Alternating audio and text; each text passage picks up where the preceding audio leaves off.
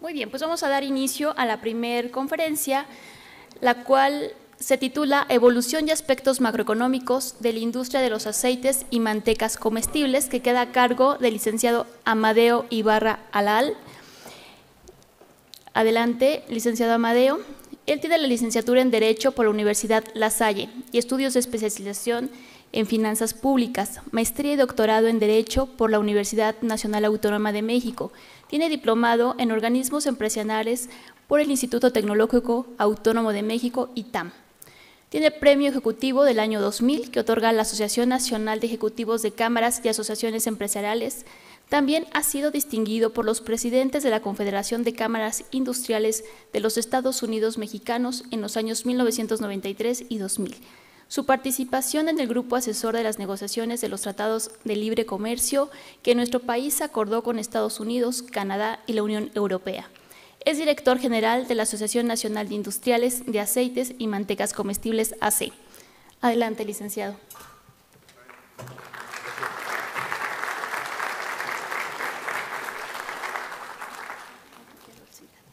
Sí, muchas gracias. Buenos días, tengan todas y todos en esta sala y quienes nos están viendo a través de Internet. Yo quisiera agradecer en primer lugar al Instituto Nacional de Ciencias Médicas y Nutrición Salvador Subirán la organización de este muy importante seminario y desde luego también quisiera destacar de una manera puntual a quienes lo hicieron posible, al doctor Héctor Burgues, que acabamos de escuchar, a las doctoras Claudia Delgadillo y Margarita Díaz, así como al maestro de nutrición José Ángel Ledesma. Como comentaba hace unos momentos el ingeniero Gómez,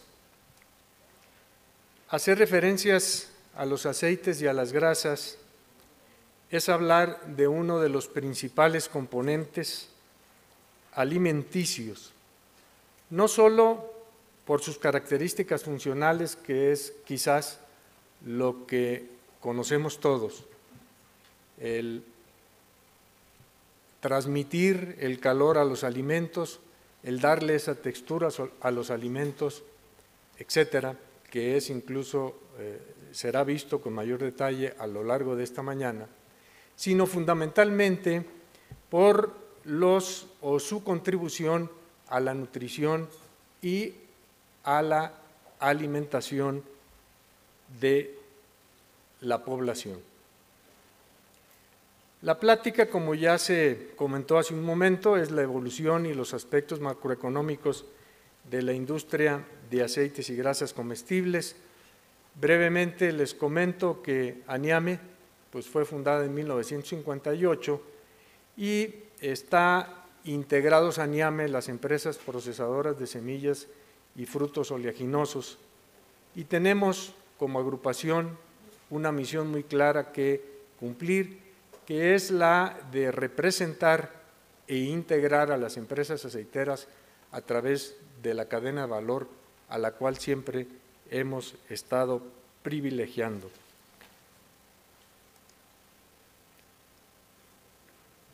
Como comenta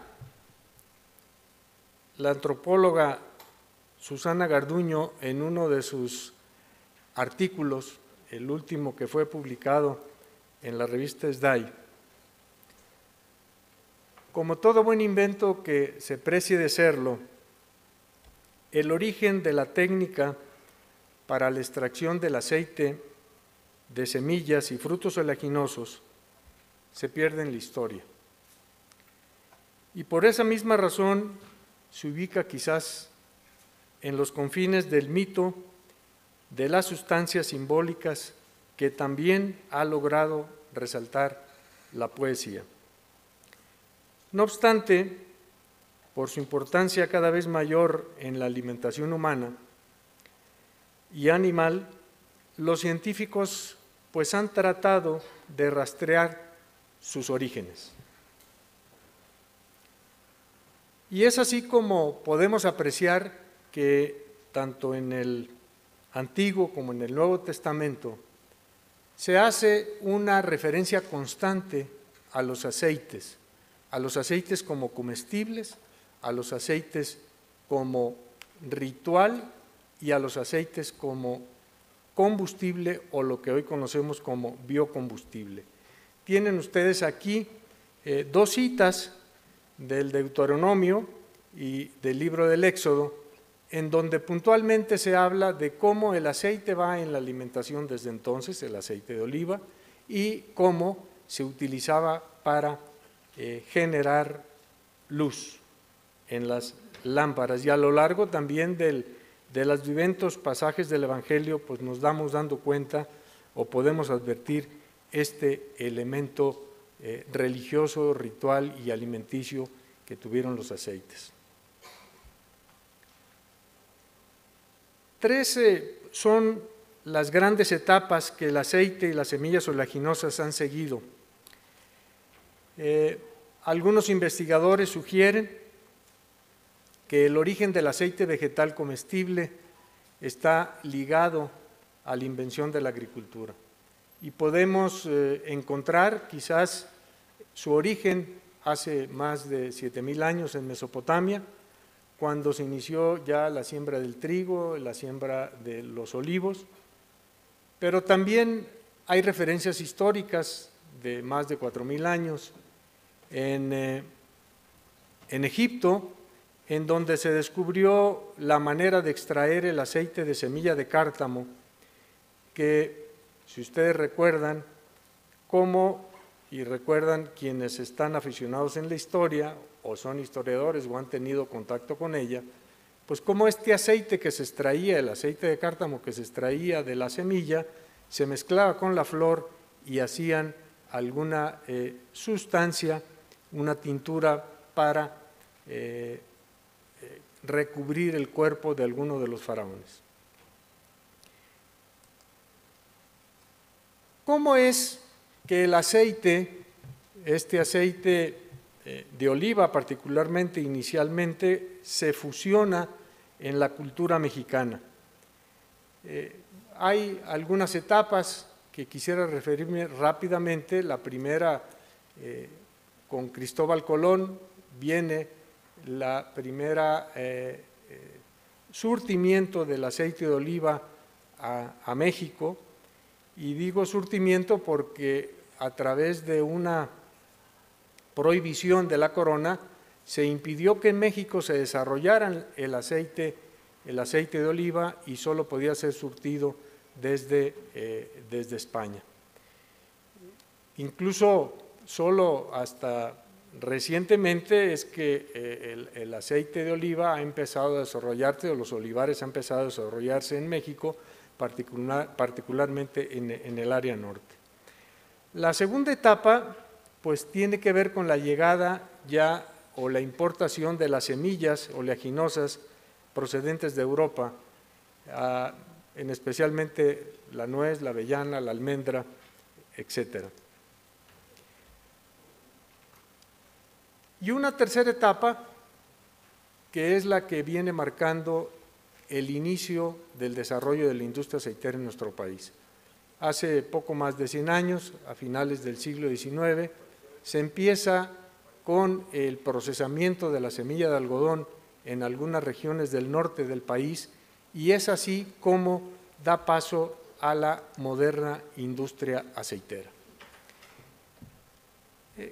Voy a hacer algunas citas muy puntuales para ir ubicando los procesos que tuvo la industria en el pasado reciente. Decíamos, en el caso de la semilla de algodón, que se inicia por 1887, el proceso de molienda que se originó en La Laguna, en donde a partir de esa semilla, que era excedentaria en la región, se extrae el aceite, se dedica o se destina a la alimentación humana, pero también a la fabricación de jabones, y los residuales, las pastas que le quedan de la extracción, se empezaron a dar a la alimentación animal.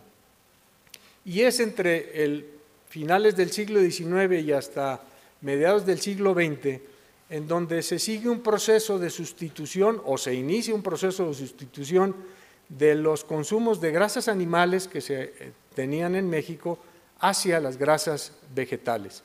En los años 50 se empieza a consolidar la molienda del ajonjolí, empieza también a darse la molienda del cártamo para posteriormente iniciar el procesamiento de la semilla de soya, que inicia más o menos a final de los 60, principios de los 70, en donde coincide con pues una política económica que inició el gobierno mexicano de entonces, que fue el desarrollo hacia adentro, una política proteccionista de desarrollar industrialmente al país, y aquí también, desde luego, tuvo que ver la parte de la industria aceitera.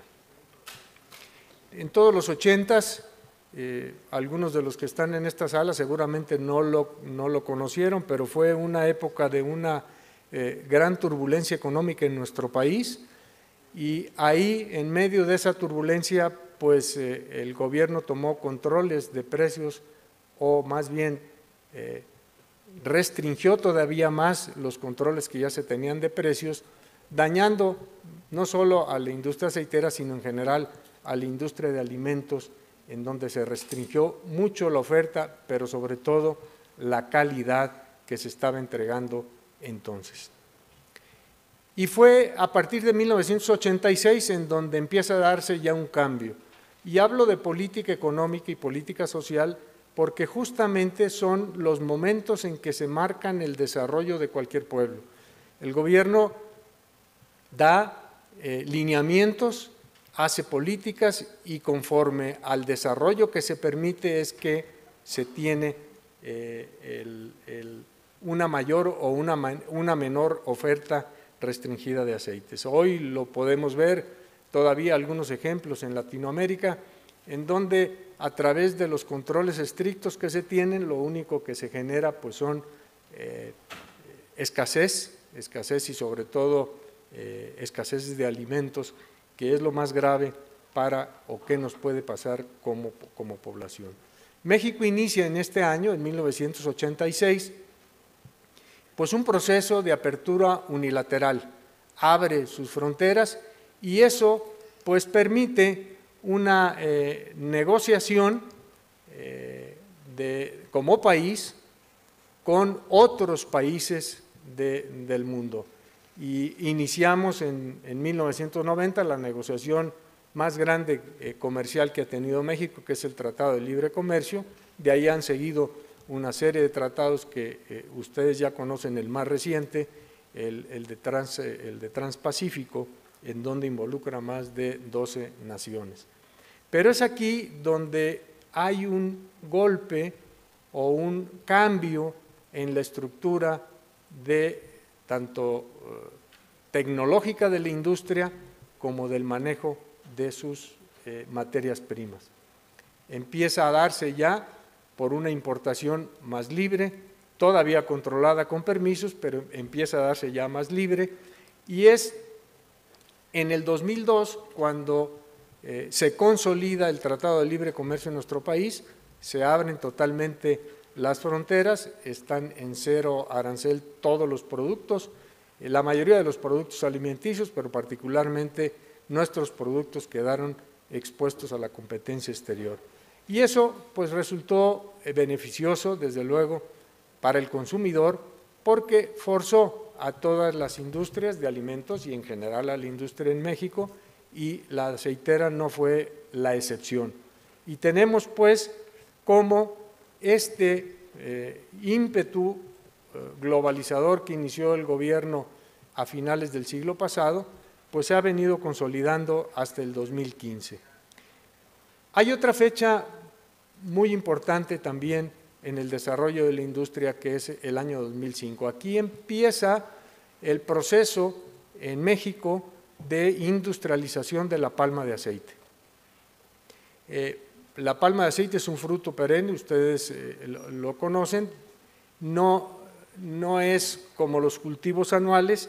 Su origen empieza la siembra a finales de los 90, principios de los 2000, y es a partir del 2004-2005 que se tienen los primeros frutos y se empieza a procesar este aceite. Y bueno, a raíz de este desarrollo, la industria empieza a participar cada vez más en los procesos de producción nacional con la producción o el involucramiento en el cultivo de la soya, de la canola, del girasol, del ajonjolí, etcétera. Pero sobre todo empieza a hacerlo en función de lo que el mercado está demandando. Antes, a lo que me refería en la primera o segunda mitad del siglo XX, teníamos o se producía lo que el gobierno decía se tenía que producir. Y eso, en materia de alimentos, no lo teníamos que comer. Era la única oferta que se tenía, no había posibilidades de traer otro producto de fuera. Con la globalización esto cambió. ¿Y qué sucede? Sucede que es el consumidor el que dice qué quiere consumir. Y entonces es el que lo produce, tiene que preguntarse cómo y en qué condiciones lo va a producir. Es por eso que nosotros decimos, nuestra cadena ahora ya inicia en la parte final, inicia aquí, preguntándonos por el consumidor, ¿qué quiere? Pues quiere aceites que provengan ¿de qué? De semillas de girasol, de canola, de cártamo, de soya, de ajonjolí, de palma de aceite, y es que empieza este proceso. Y aquí en esta diapositiva pueden ustedes ver la gama de productos que ya está elaborando la industria. De aceites y de grasas, lo tienen ustedes en la parte final de esta gráfica, pero también hay un componente que no es materia del seminario, pero que es una parte importante en el proceso productivo, que es la elaboración de pastas oleaginosas o pastas proteínicas para la alimentación tanto humana como animal.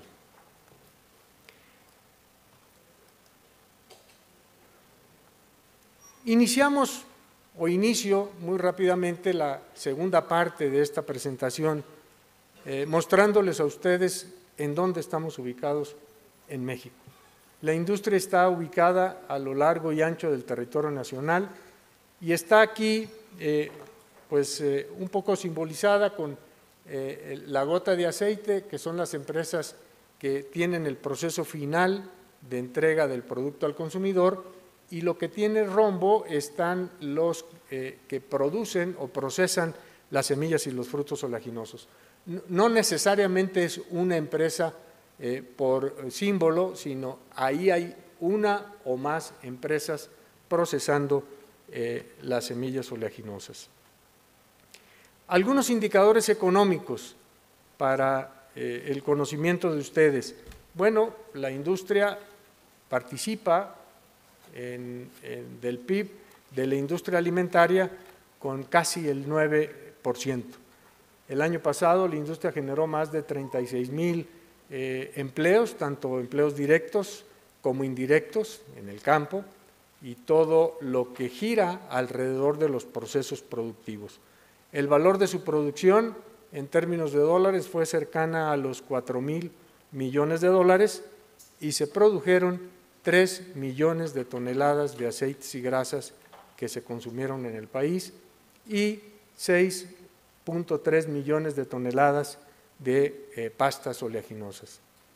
En la parte de exportación, aunque como lo vamos a comentar en un momento más, la industria está más enfocada al mercado nacional, la parte de exportación de aceites y pastas cada vez es más importante.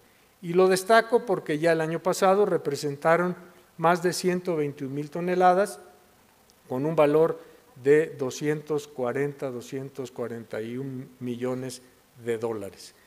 Y estas exportaciones pues van a los mercados más exigentes, los mercados más abiertos, como es Estados Unidos, Japón, Europa y Canadá. Aquí también, y un comentario al margen, pues eso significa y da confianza de que los productos que la industria a su vez está dejando en el país tienen la misma calidad que se consumen en cualquier otro lugar del mundo. Algunos otros indicadores interesantes para ustedes. Conocen seguramente la encuesta nacional de ingreso-gasto de los hogares que realiza INEGI.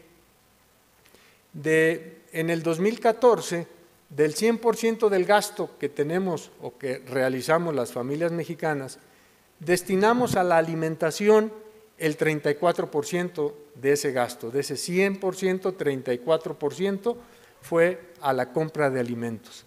Y de esos 34% de esos alimentos, destinamos el 1.2 para la compra de aceites comestibles. En términos de pesos, son alrededor de 3.400, 3.500 millones de pesos. Y en el contexto del 100%, los aceites pues representan solo el 0.41% del total de gastos de los hogares mexicanos. Les comentaba, pues, el mercado mexicano está más orientado al mercado interno.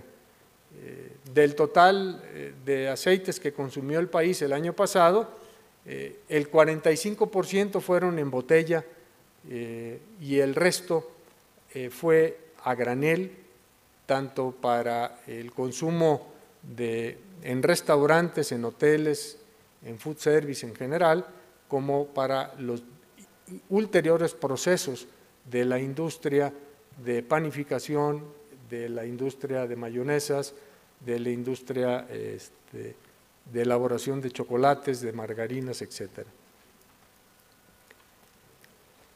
La participación de la producción nacional en los procesos productivos.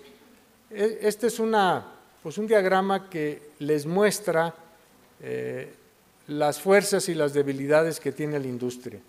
Y digo fuerzas y debilidades porque si ustedes aprecian en el primer renglón, el 80% del consumo de semillas oleaginosas fue importado, pero en la medida en que la industria le va agregando valor a esa materia prima, se va generando una producción nacional importante hasta llegar el 87%, es decir, solo el 13% de los aceites que se consumieron el año pasado fueron de origen importado 100%. Por ello, y toda vez que la debilidad de la industria está en el primer eslabón, lo que la industria ha venido haciendo, las empresas en lo particular, coordinadas por la agrupación, es fomentar el cultivo y la siembra de semillas oleaginosas en el país.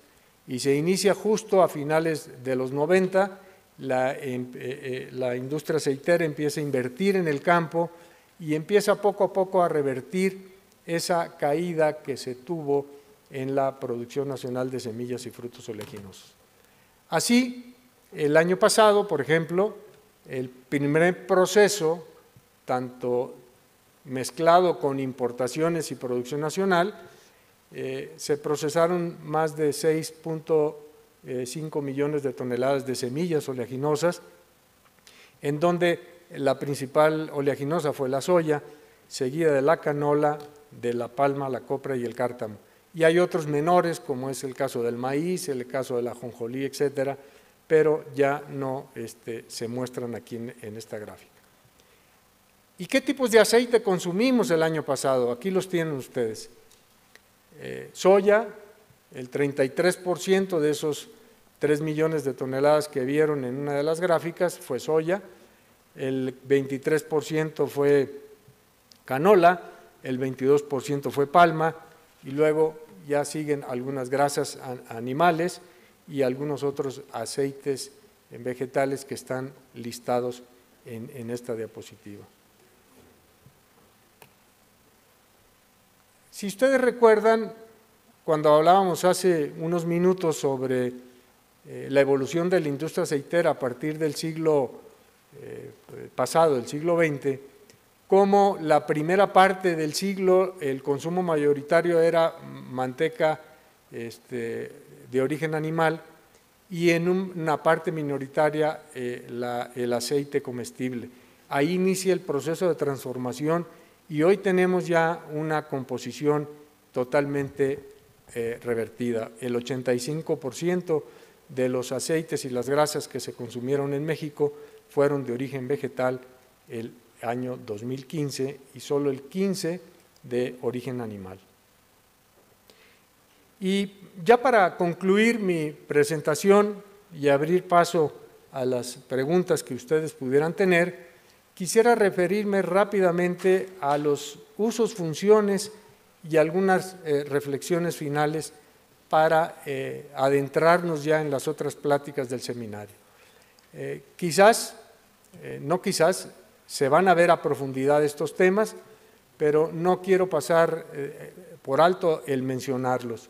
Los usos que tiene el aceite son muy variados, lo pueden apreciar en esta gráfica, desde el aceite embotellado para cocina, aderezos para ensaladas, en alimentos enlatados para sopas, consomés, atunes, la elaboración de mayonesas, quesos, la reconstitución de leche, en fin, estamos como productos en casi pues la mayoría de los productos que consume la población. Y las cualidades nutricionales, el objetivo central de este seminario, lo cual es muy importante. Señalo nada más que las grasas pues, son esenciales en la dieta humana porque además de ser la fuente de energía más concentrada, proporcionan o aportan ácidos a nuestro organismo, ácidos grasos, omega 3, omega 6 y omega 9, que son esenciales y que nuestro cuerpo no los genera y los tenemos que ingerir.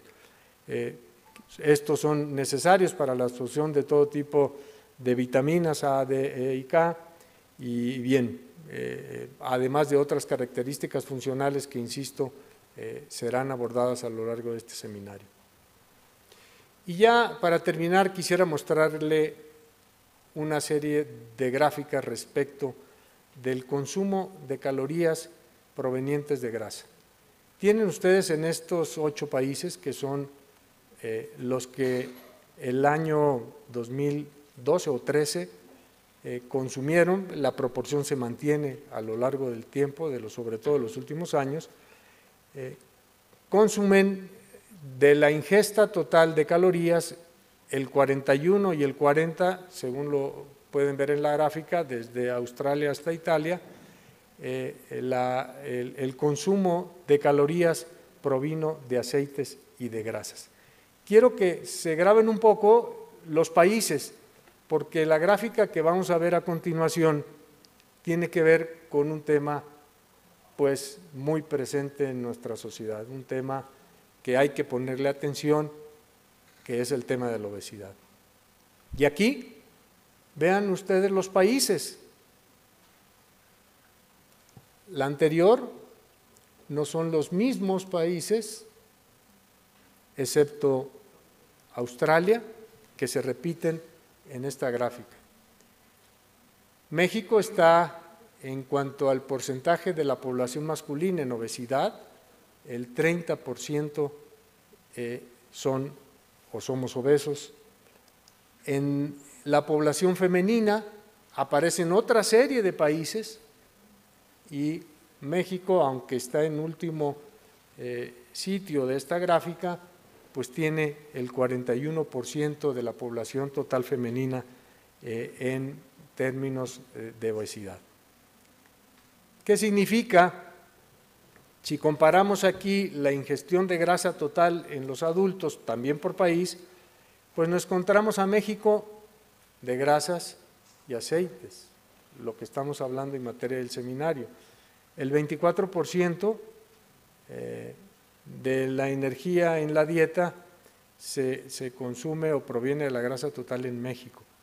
India es de los más bajos con 23%, pero tenemos países como Australia, Francia, España, Bélgica, que ya vimos en la primera gráfica de esta serie de 3, que también tienen una ingesta mayor a la que tiene México en la actualidad. ¿Y esto qué significa? Bueno, pues significa que la obesidad en nuestro país pues no necesariamente proviene de los aceites y las grasas, y este es un primer mensaje que yo quisiera dejar en este auditorio y quienes nos están viendo en internet, y también comentarles que, como pudieron apreciar, la estructura del consumo que tiene México de aceites y grasas pues es de las mejores que se tienen en el mundo, tanto en términos de calidad como tipo de grasas que estamos consumiendo. Por último, simplemente quisiera señalar que el consumo per cápita en México está por abajo del promedio mundial. El año pasado fue de 23.5 kilos de aceites y grasas totales el consumo en nuestro país.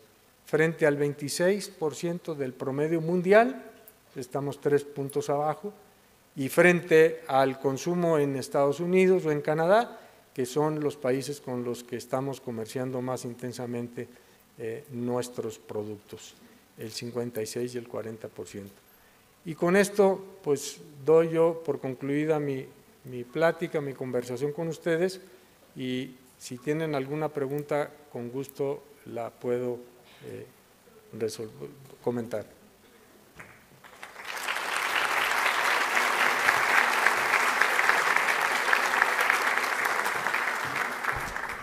Muchas gracias, licenciado Amadeo Ibarra. ¿Tendrán alguna pregunta en el público?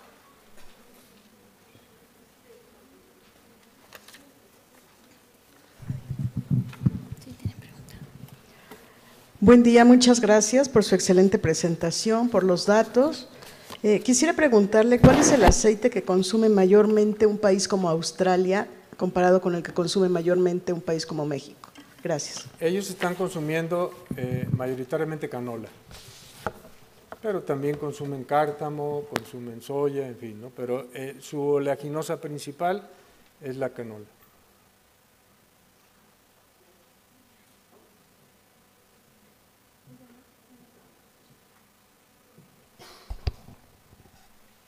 Bueno, mientras se animan a hacer más preguntas, yo le tengo una pregunta. ¿Qué tan sustentable es la producción de semillas básicas para el consumo de la población mexicana?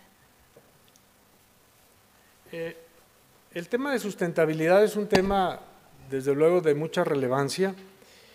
En términos de palma, por ejemplo, que es uno de los cultivos que se ha venido criticando más a nivel mundial, México inició, como les comenté, a finales de los 90, principios de este siglo, la producción de la palma en el sureste mexicano, en Chiapas, en Campeche, en el sur de Veracruz y en Tabasco, y los esquemas bajo los cuales se está desarrollando esa palma es bajo el esquema de sustentabilidad.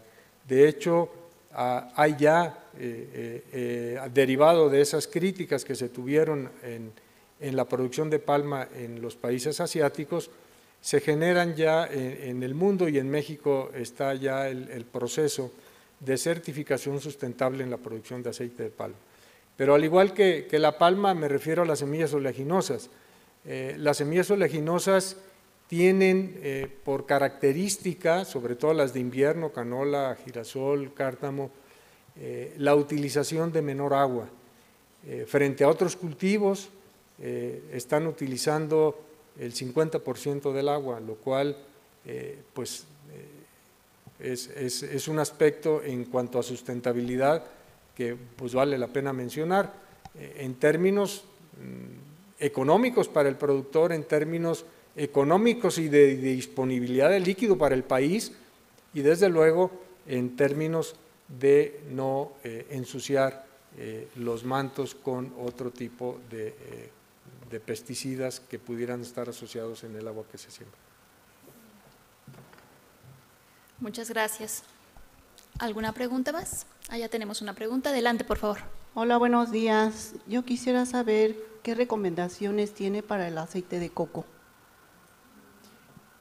Yo quisiera, pues es una pregunta que se va a resolver a lo largo del seminario, simplemente comentar que todos los aceites vegetales pues son una fuente de energía, como ya lo comenté, concentrada, la más importante, y cada uno de los aceites tiene características específicas para cocinar, para preservar los alimentos, para aportarle nutrientes al cuerpo, que pues con más autoridad van a responder seguramente las siguientes pláticas que se van a dar. Tenemos una pregunta de la transmisión en línea, que es así. ¿Qué semillas oleaginosas son las que tienen un mayor avance en cuanto a la resistencia genética?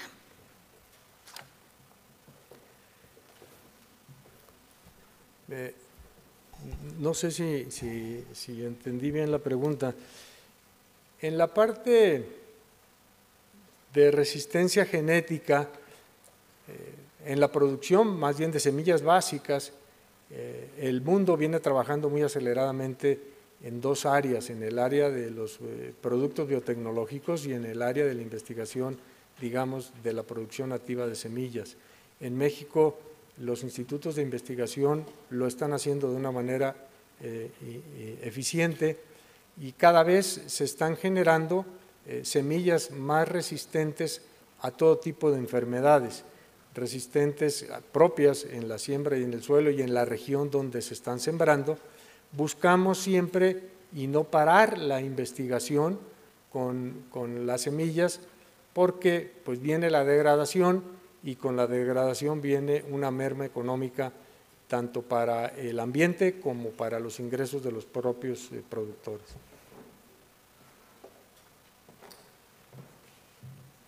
Llegó una siguiente pregunta. ¿Qué pasa con el consumo de aceite de coco? ¿Empieza a ser un aceite competitivo en el mercado mexicano? El aceite de coco, bueno, siempre ha estado ahí. Yo vuelvo a insistir en lo que comentaba hace un momento. El doctor Burgues hace un momento decía que luego se crean mitos y luego se van creando alrededor de determinados productos. No es mi papel ni ensalzar ni condenar los aceites. Creo que el objetivo del seminario es que ustedes puedan darse cuenta qué o cuál de los aceites es mejor para su organismo. Lo que yo les puedo asegurar de una manera contundente es que cualquier aceite vegetal tiene una función que cumplir en la alimentación humana y tiene una función nutricional también que cumplir.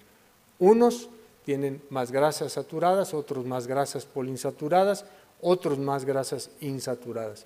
Depende para lo cual ustedes lo quieran utilizar, es el tipo de aceite que se debe hacer. Pero, insisto, la conclusión, y eso es lo importante, la tenemos que sacar cada uno de nosotros en el seminario y quizás a lo largo de esta mañana podamos estar interactuando y hacer al final pues una manera de mesa redonda para tener todas las conclusiones del seminario donde pueden salir estas respuestas. Y pues llegó la pregunta obligada. ¿Qué papel juegan los alimentos transgénicos? Aquí menciona la pregunta, ¿qué porcentaje de las semillas provenientes de las grasas son transgénicas? Les doy algunos datos para contextualizar a la pregunta. Los cultivos biotecnológicos, las semillas modificadas genéticamente o las semillas transgénicas, también como se les conoce, hay dos tipos. Una, la que no altera ni modifica la composición natural de la semilla y solo le agrega un elemento o un gen que la hace resistente a un determinado pesticida. Es decir, su utilidad es en el campo, es al productor.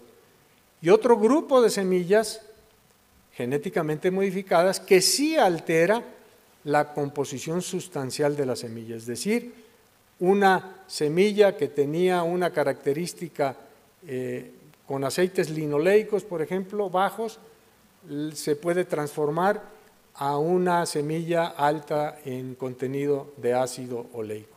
Esa sí es una transformación sustancial en la composición genética de esa semilla. En el mundo, y por cierto, son las menos todavía. En México no estamos consumiendo ese tipo de semillas modificadas genéticamente y que alteran su composición física y su composición nutricional.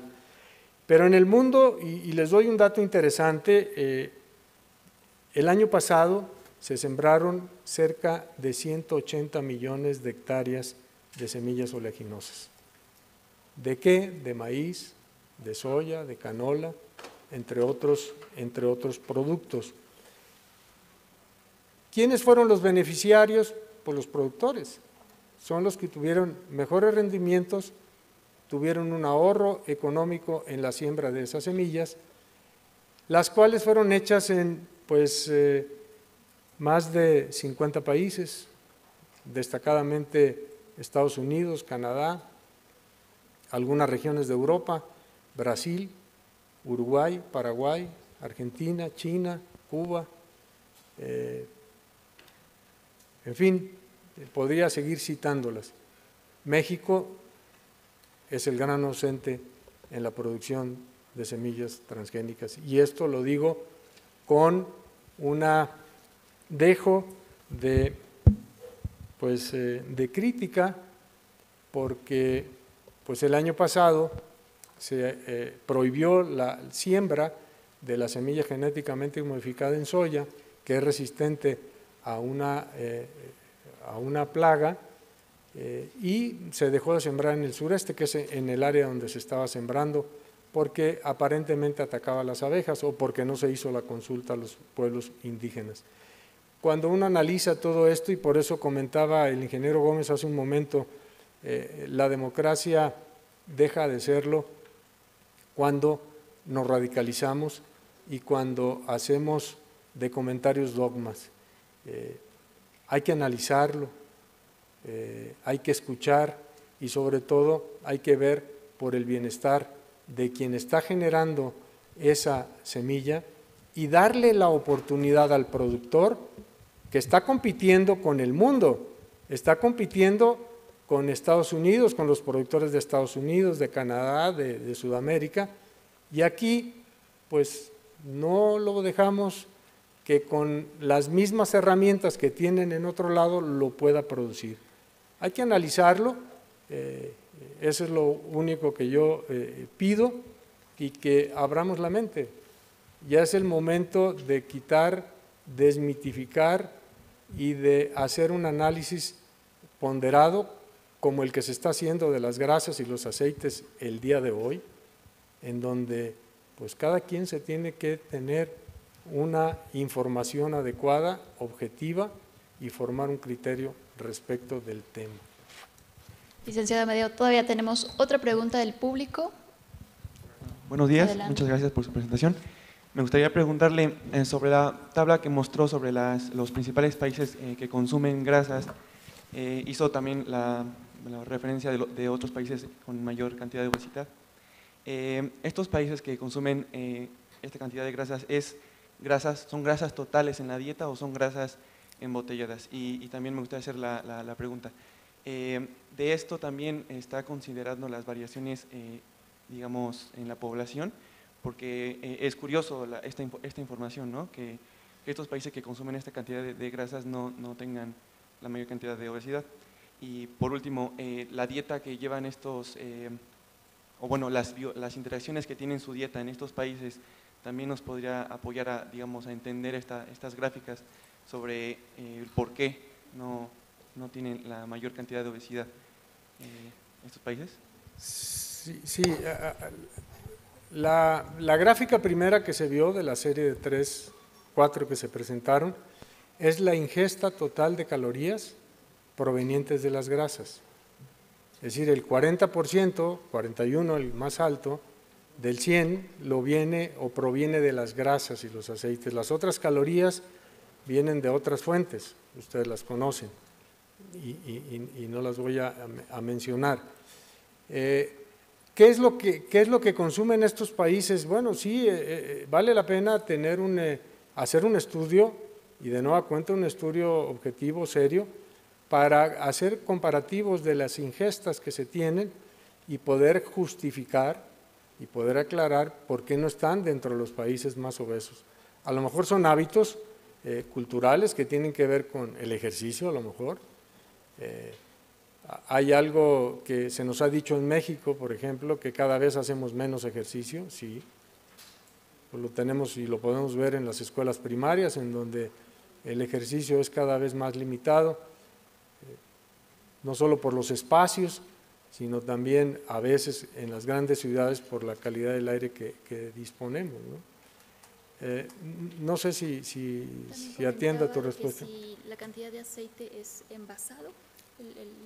Del total de aceites, porque pueden provenir los aceites pues a través de los alimentos, ¿no? O a través de las mayonesas, de las margarinas, de los aceites embotellados, ¿no? Es el total de la ingesta calórica proveniente de grasas. Sí, conforme se vaya dando el curso, el doctor Aguilar también va a hablar de esos puntos muy importantes, sí, porque efectivamente este problema de obesidad, gran parte de las calorías que usualmente excedemos las bebemos con bebidas azucaradas o adicionadas en azúcar. El sedentarismo, que es un factor también predominante en la población, son gran parte constituyentes del favorecimiento de la obesidad, más que el consumo de la grasa en sí. Sí, más adelante iremos abordando. Bueno, pues le agradecemos mucho su interesante ponencia, licenciado Amadeo. Le entregamos su reconocimiento y un obsequio. Gracias. Muchas gracias. Felicidades.